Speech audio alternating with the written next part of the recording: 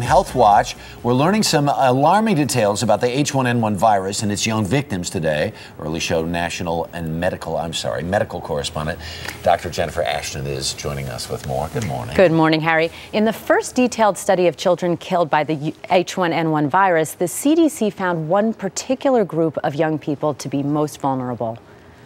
With colleges and schools coming back into session, we're seeing more cases. Unlike seasonal flu, H1N1 appears to be affecting school-age kids more than toddlers. The CDC says 36 children under the age of 18 died from the H1N1 flu virus from April to early last month. That's 1 in every 13 deaths in that period. More than 80% of the kids who died were between 5 and 17 years old. Most of the children who had fatal H1N1 infection this past spring had an underlying condition. The H1N1 virus has killed more than 500 people in the U.S. Of the 36 kids who died, 2/3 of them had high-risk medical conditions such as epilepsy or cerebral palsy.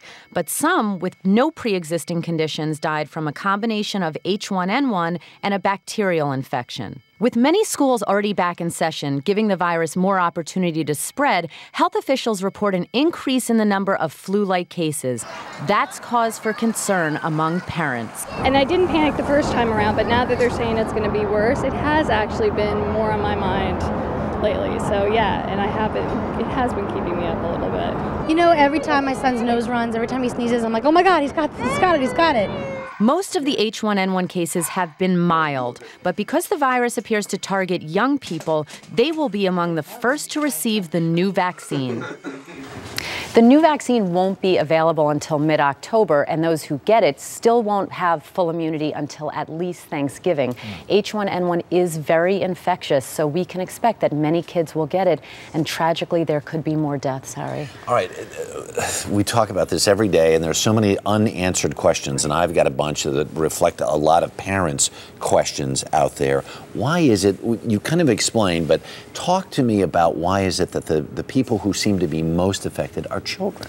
The thinking, Harry, is that children don't have the built-in immunity that older people have because this is a new and unique strain of the influenza virus. So again, that puts them at seemingly higher risk just in terms of sheer numbers. Right, and especially as you pointed out in the story, the kids who are most vulnerable are kids who have some other kind of pre-existing condition. Exactly. So parents who have kids in that boat need to really have their radar up. Absolutely. Okay, let's go to the next idea then. So we know that it's going to be really spreading all over the place. We've talked to the college kids already yesterday. It really is out there almost like wildfire, at least the beginning of it.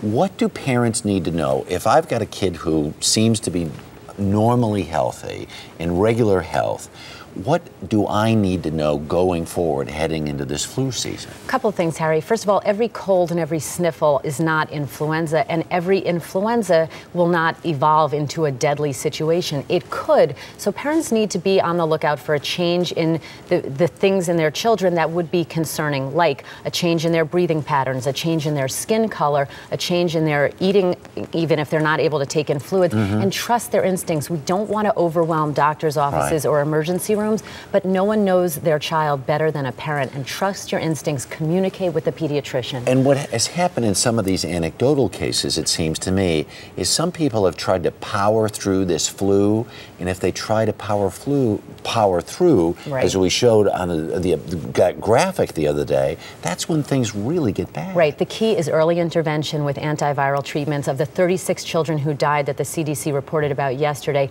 only 4 of them were given antiviral treatment early, like Tamiflu. So again, you do want to intervene early, but this is not a cause for panic. You just want to have a good state of vigilance. Really. It really is just about getting up to speed, go on WebMD, go on these different websites. And talk to your children's pediatrician. Know what's going on. All right, Absolutely. Dr. Jennifer Ashton, thanks so much as always.